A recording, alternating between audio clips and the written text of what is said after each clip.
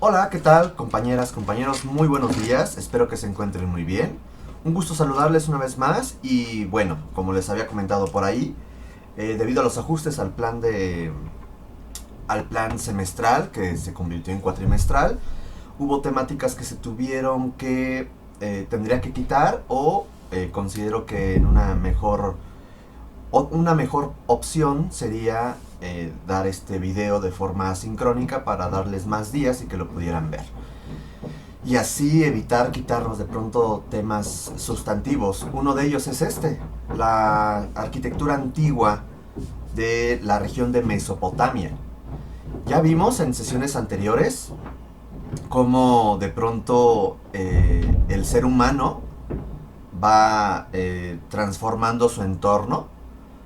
Primero, durante el Paleolítico, que es esta etapa donde va evolucionando los homínidos, hasta que llega el Holoceno, o sea, la última glaciación y que por lo tanto hay un cambio climático, lo que permite que inicie el Neolítico y el ser humano se convierte de nómada a sedentario. Y su arquitectura evidentemente viene a manifestar ese cambio.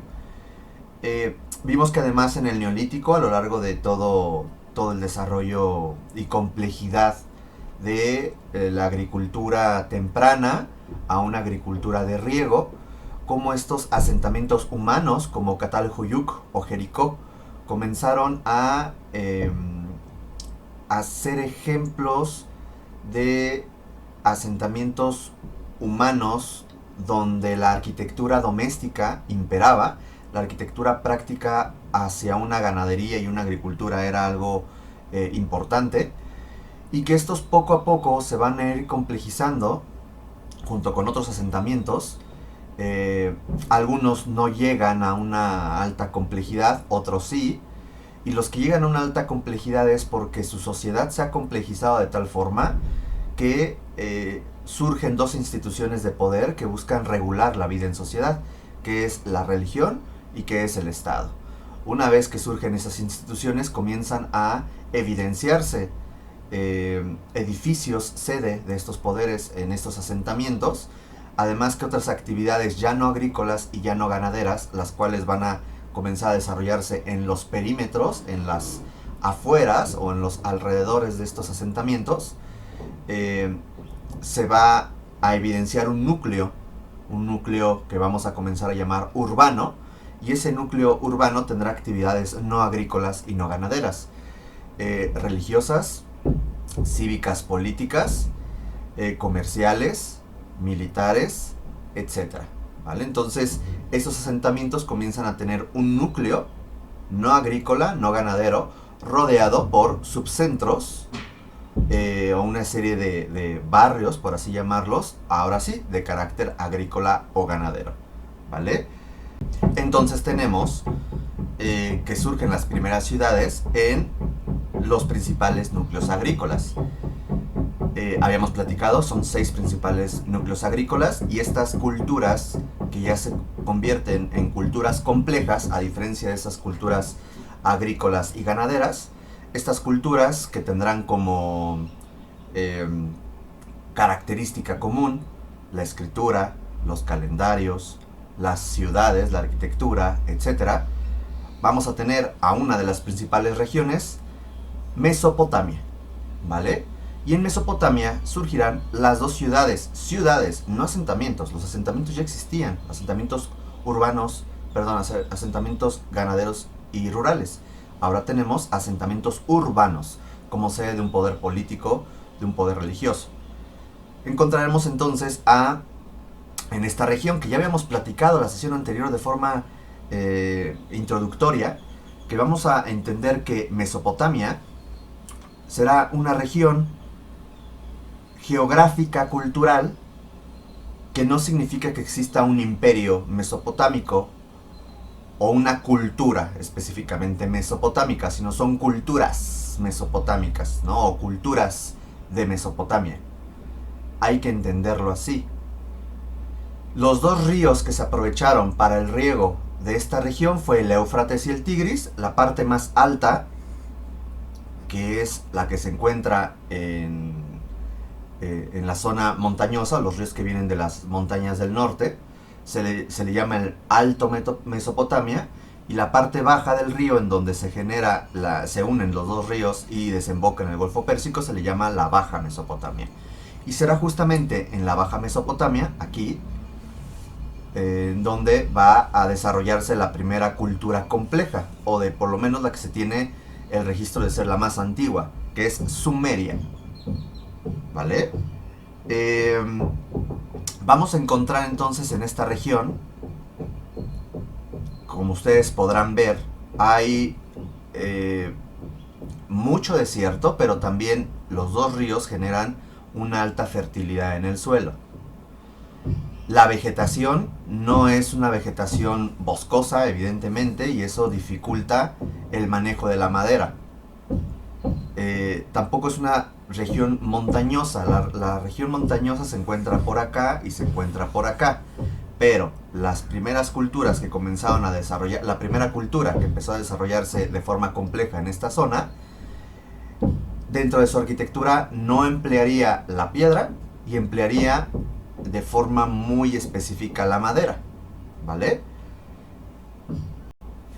Bien, entonces vamos a entender primero la extensión mínima, la extensión máxima. La extensión mínima fue esta región roja, en donde encontraremos que Sumeria será la cultura compleja que se va a desarrollar primero en la región de Mesopotamia, entre ríos, y tendremos de pronto a una cultura de Mesopotamia llamada los asirios, que llegaría a tener una máxima extensión territorial, que sería toda esa región amarilla. ¿Vale? Esa región amarilla, o esos asirios, llegaron a someter en algún momento a los egipcios. Aquí es importante entender que Sumeria, como cultura compleja, terminó influyendo a otras culturas menos complejas. La región de Mesopotamia es una cultura original, porque no fue influenciada por nadie. Las culturas que se desarrollaron ahí terminaron influenciando a otras culturas. Lo mismo pasaría en Egipto, lo mismo pasaría en la India. Tarde o temprano terminan conociéndose. ¿Ok? Entendiendo esto, hay que entender lo que ya les había dicho: una alta fertilidad de la tierra, un clima seco, poca nubosidad, o sea, hay una radiación solar constante a lo largo del día y a lo largo del año, la ausencia de la piedra y la madera, y hay un suelo muy arcilloso y muy fangoso. ¿Cuál es el problema del suelo arcilloso? Que lo que quieras construir tendrá hundimientos diferenciales y comenzará a hundirse o comenzará a romperse, a quebrarse. Como es fangoso, hay mucha humedad, y entonces la humedad, como si pusieras una esponja, esa esponja empieza a absorber el agua. Si pones tú, al no tener piedra, no tener madera, ¿qué haces? Pues pongo lodo. El lodo lo pongo a secar al sol, pero de pronto el lodo va a comenzar a absorber la humedad y este va a comenzar a disgregarse y se pierde. Ese es el gran problema que vamos a tener con esta arquitectura tan antigua. Hay pocas evidencias, las evidencias que quedan son vestigios arqueológicos con los cuales se puede entender y deducir cómo estaba funcionando estas ciudades y esta arquitectura de la antigüedad sumeria. Ahorita volvemos a retomar el tema. Si hablamos de forma general de Mesopotamia, todas las culturas que vamos a encontrar ahí, que son los sumerios, acadios, asirios, babilonios, van a tener épocas de apogeo y declive. Y esos apogeos y declives van a evidenciarse evidentemente en quién gobernaba o quién dirigía toda la región de Mesopotamia, ¿vale? Quienes tenían mayor desarrollo económico, quienes tenían mayor desarrollo comercial, quienes tenían mayor desarrollo militar, etc. Sin embargo, existen cosas en común de estas culturas, por eso se le llama las culturas de Mesopotamia, porque si bien estas culturas tenían diferencias entre sí, también tenían muchas similitudes entre sí que las hacían propias de Mesopotamia. Lo mismo pasa en la región de los Andes, lo mismo pasa en Mesoamérica, lo mismo pasa en China, lo mismo pasa en la India. Quizás la única excepción, podría ser Egipto. Pero en las demás son muchas culturas que tienen similitudes entre sí, pero también diferencias entre sí, que las hacen características solamente de esa región geográfica cultural como núcleo agrícola. ¿Okay? Eso es algo muy importante que tenemos que entender. Entonces, dentro de esas similitudes culturales que van a tener las culturas complejas de Mesopotamia, podemos entender primero lo histórico como que está dividido en diferentes periodos de dominio militar por ciudades-estado. ¿Qué es una ciudad-estado? Cuando las culturas complejas comienzan a desarrollar sus asentamientos agrícolas a asentamientos urbanos, muchos de estos asentamientos urbanos, más que convertirse en una capital, se convierten en, por así decirlo, pequeñas capitales. Y estas ciudades van a ser semiautónomas. Significa que tendrán su propio cuerpo militar, tendrán a su propio gobernante, tendrán a su propia diosa o dios tutelar, tendrán cierta autonomía económica, política, militar, comercial, etc. Pero se identificaban como parte de una cultura compleja. Por ejemplo, Ur y Uruk, que pudieron ser amigas o pudieron ser enemigas, se identificaban como parte de los sumerios.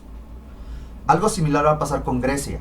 Grecia, que no es una cultura original, Grecia va a estar constituida por muchas ciudades-estado. Estas ciudades-estado frecuentemente o eran aliadas o eran enemigas. Pero cuando venía un mal común, como en el caso de Grecia, los persas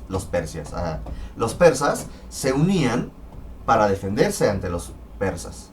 Lo mismo pasaba con ellos. Eran amigos o enemigos, pero cuando era necesario se unían como sumerios. ¿Ok? Entonces van a existir diferentes épocas de control político, control militar, dependiendo qué cultura era la que se encontraba en su apogeo, ¿no? Podían ser los sumerios, podían ser los acadios, podían ser los babilonios, podían ser los asirios. Vamos a tener que el gobierno es una monarquía no centralista. Una monarquía es cuando está un rey que tiene un poder total, absoluto, y cuando se dice monarquía centralista es que tienes una ciudad capital.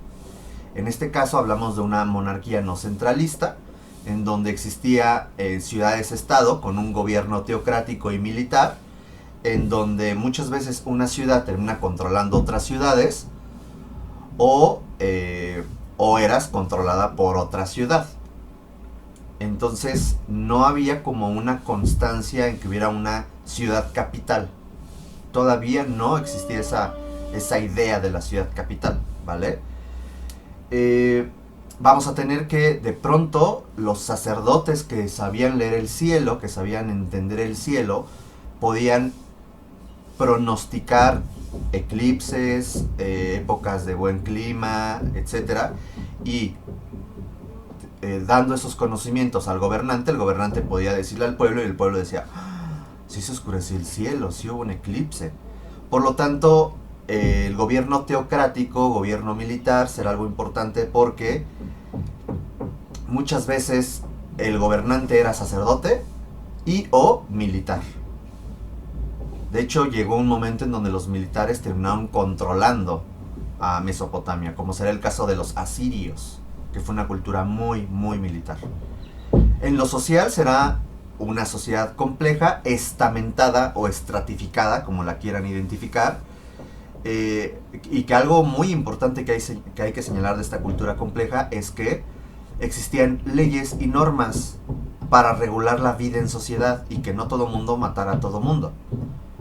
Tenemos esta pirámide social mesopotámica, o sea, como muy general de las culturas de Mesopotamia, donde está el rey, noble y sacerdotes, los escribas, la gente que escribía era muy valiosa, funcionarios, luego los campesinos, artesanos y soldados, y finalmente los esclavos. La esclavitud era base del sistema económico de la antigüedad. Prácticamente todas las culturas de la antigüedad, incluyendo la antigüedad tardía como es Roma, la esclavitud era la base de la economía, además de evidentemente la agricultura, la ganadería, el comercio, etc. ¿Vale? En lo económico, como todas las culturas de la antigüedad, la agricultura será base, junto con la ganadería y el comercio, que cultivaban cebada, trigo y vid, y el comercio eran cereales y lana, era lo que comerciaban. Su ideología era politeísta, significa que veneraban a diferentes dioses y diferentes diosas. Tenían un culto a las fuerzas naturales, todo dependía de los dioses y los mortales necesitábamos sus favores. Por lo tanto existían diosas y dioses protectores. No existía una idea del más allá. Eso es algo muy egipcio. Aquí te morías y ya te moriste, punto, bye. Por lo tanto, muchas de estas ciudades-estado van a tener a una diosa o un dios protector o tutelar. Y entonces los templos y los sigurats, que ahorita veremos qué son, se edificaban en nombre de esa deidad porque era su protector, ¿vale? Vamos a entender que además esta cultura va a inventar la rueda, la escritura, son los primeros en inventar la rueda y la escritura. Muchas veces se piensa que la rueda era una cosa de piedra que inventaron en Stonehenge o estas culturas megalíticas. No es cierto. Ahorita vamos a ver el vestigio de la rueda más antigua que se tiene, ¿vale? Van a tener grandes avances en astronomía, aunque en ese entonces se entendía más como una astrología, ¿no? Cómo los astros pueden de pronto incidir en la vida de nosotros, nosotras, etc. Pero bueno, son las bases finalmente de la astronomía. Matemáticas, literatura, muy importantes. Surge o se encuentra el primer escrito, la primera gran epopeya escrita por el ser humano. Las primeras normas, la jurisprudencia, la medicina, etc. Aquí se muestra parte de su panteón, que pueden tener diferentes nombres dependiendo la cultura mesopotámica. Por ejemplo, todos estos tienen un origen sumerio, pero los asirios, los babilonios, de pronto retomando ese mismo dios, terminaban cambiándole el nombre. Pero es el mismo dios, algo así como lo que pasa con Grecia y Roma, que Roma termina reutilizando los dioses de Grecia y les cambia los nombres, ¿vale? Entonces tenemos a Anu como el dios del cielo, también dios protector de Uruk. Namu o Tiamat es el océano. Ki o Nitu, que es la tierra. Enlil o Elil, el dios del viento, es el dios protector de Nippur, la ciudad de Nippur. Enkil o Ea es el dios de la agricultura, dios protector de Eridu. Utu o Shamash es el dios sol, que fue dios protector de Sippur y de Babilonia. Sin o Nana es diosa de la luna y es la diosa protectora de Ur. Y tenemos a Inanna o Ishtar, que es la diosa del amor y la guerra, diosa protectora de Uruk. Pongo en grande a Inanna porque hay una relación bien interesante entre este tipo de diosas y diosas que vamos a comenzar a ver, por ejemplo, en Egipto, y de pronto comenzamos a ver ciertas similitudes en Grecia. Y hay quien dice que de pronto esta idea de la Virgen de María pues va a terminar retomando un poquito de cada una de estas diosas, que además amor y guerra se fijan interesante ahí en Grecia. La diosa Venus va a tener un papel muy importante, ¿no? Vamos a encontrar allá en Egipto, vamos a ver representaciones ahí de pronto de una diosa con un bebé en el regazo. En fin, cosas que de pronto retoma la religión. En fin, entonces, ya habíamos platicado de la ciudad, considerando que Ur y Uruk son las dos ciudades más antiguas, pero no son las únicas. Hay ciudades como Nippur, Eridu, Larsa, Shipur, Lagash, Akkad, Asur, Nínive, Babilonia. Babilonia, que quizás es la ciudad más conocida de todas,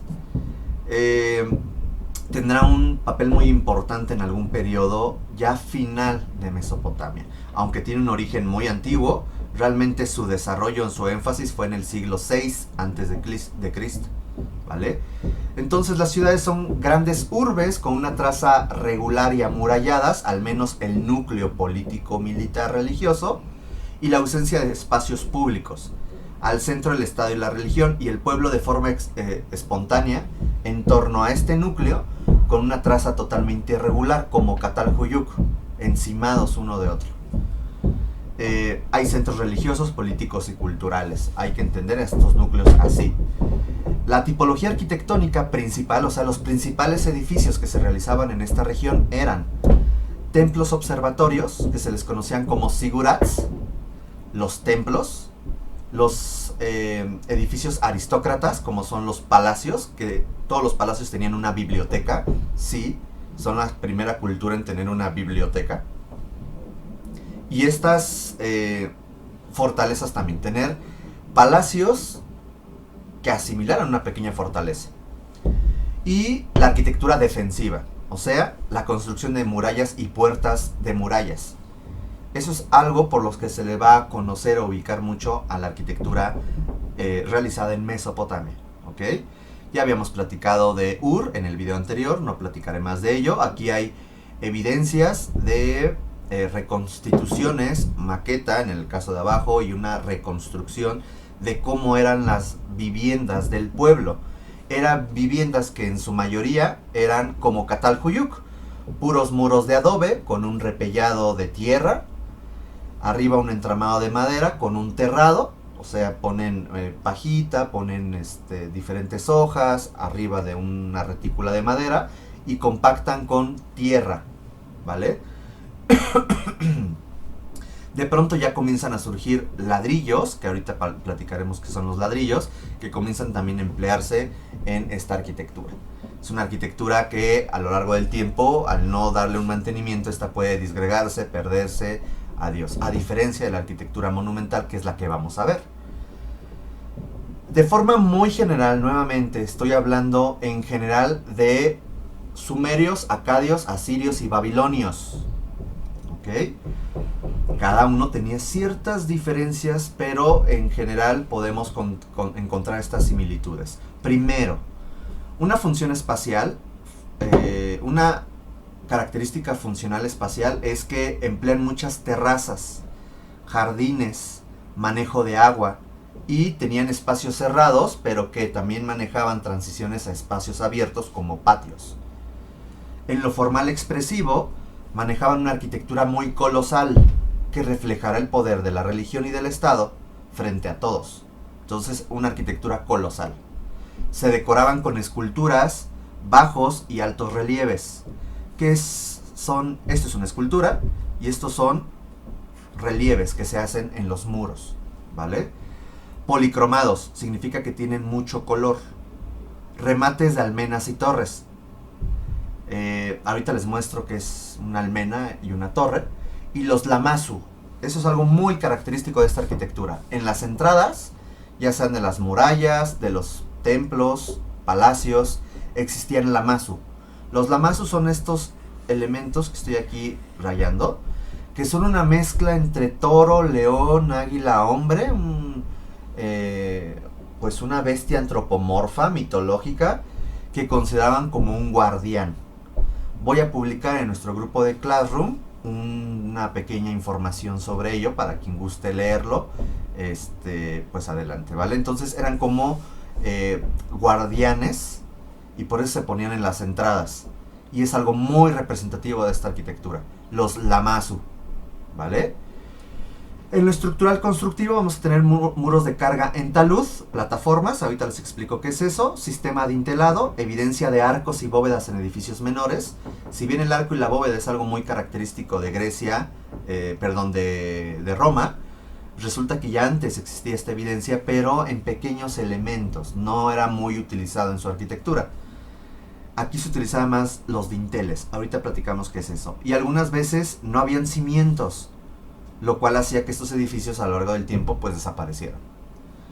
Se usaba arcilla cruda y cocida con o sin argamasa, con revoques de cal, o sea, un repellado de cal o tierra. La tierra pues, es lodo, y cal ya comenzamos a hablar de una sofisticación en donde la piedra caliza la metes a un horno y esta comienza a hacerse polvo y surge cal. Si esta cal, que la tengo que apagar porque es un proceso específico de la cal, la puedo mezclar con arena y agua y genero yo un acabado. ¿Ok? Se le llama enjarre, acabado, revoque, repellado, como le quieran decir.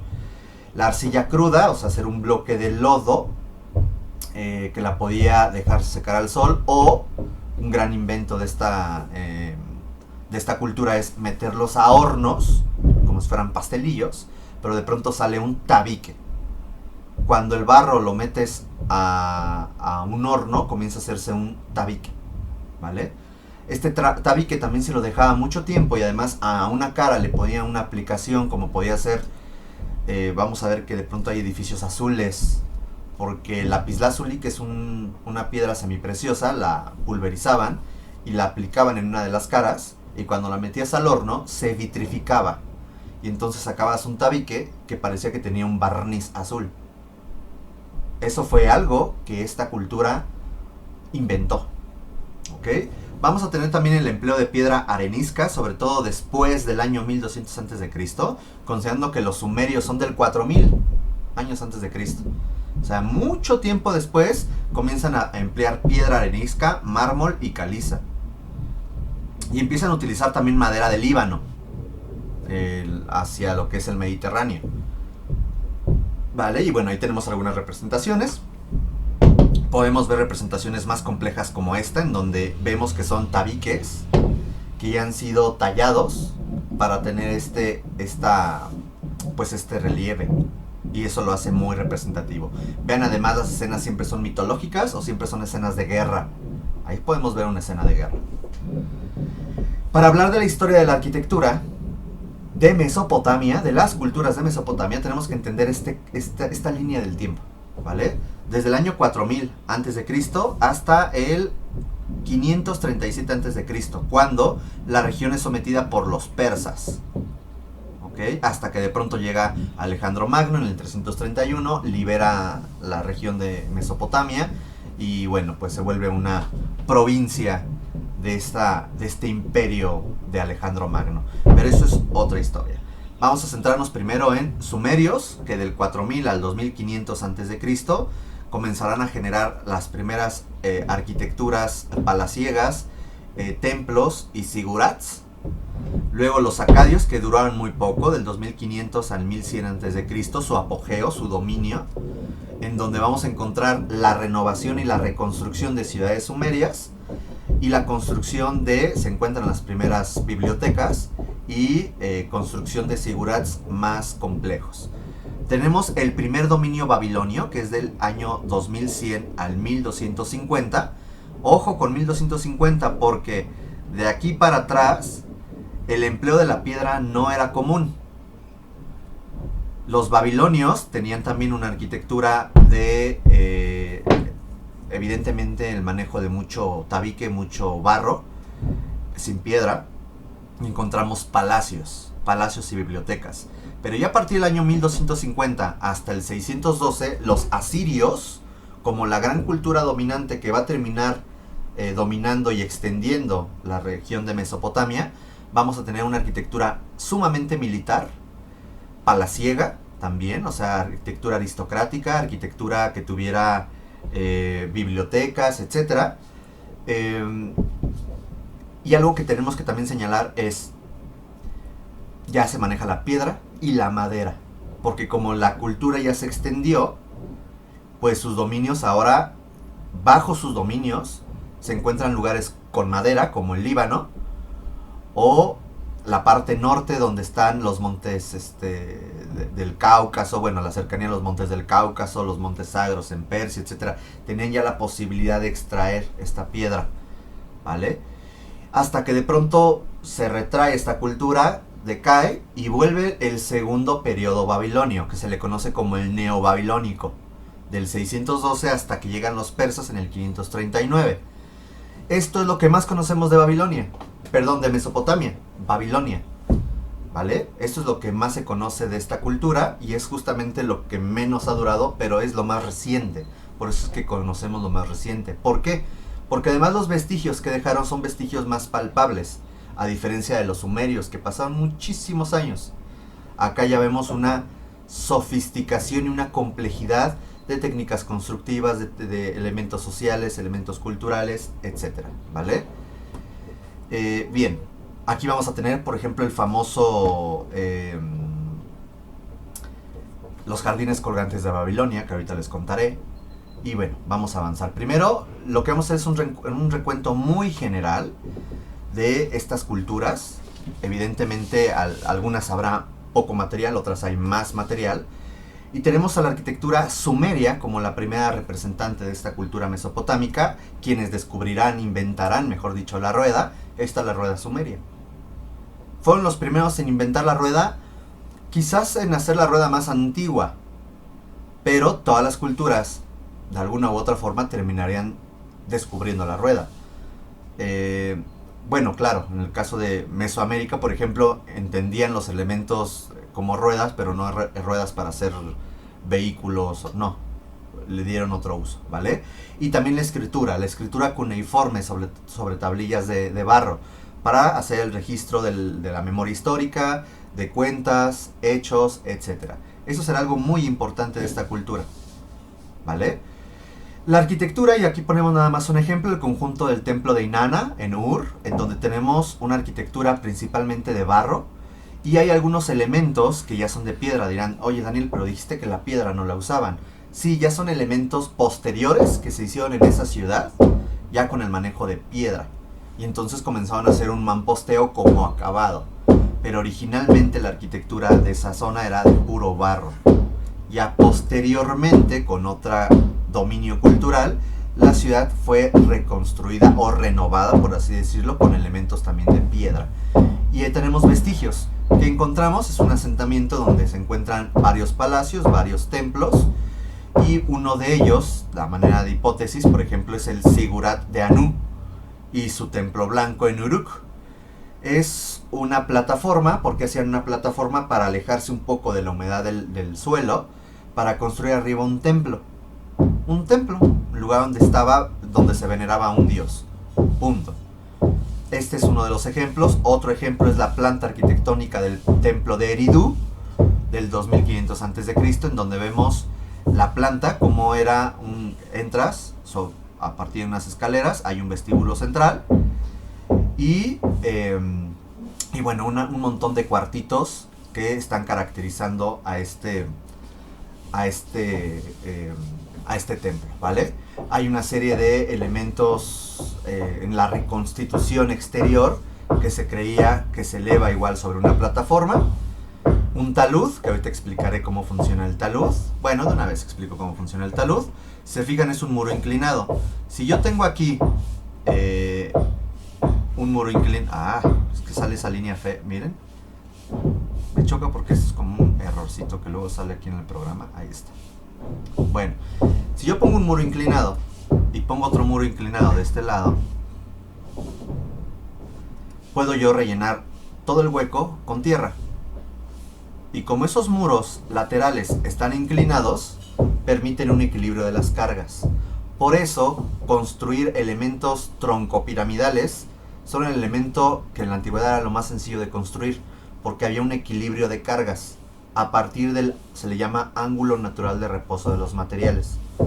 Ustedes, si ponen un montículo de arena, llegará a un punto en donde se empieza a desmoronar, pero hay un ángulo en donde la arena no se desmorona. Ese es el ángulo natural de reposo. Entonces yo hago un muro talud como muro de contención de todo el núcleo de tierra tierra y arena que se está empleando en estos edificios, para que estos no se abran ahí como un ejote y se desmoronen todo, ¿vale?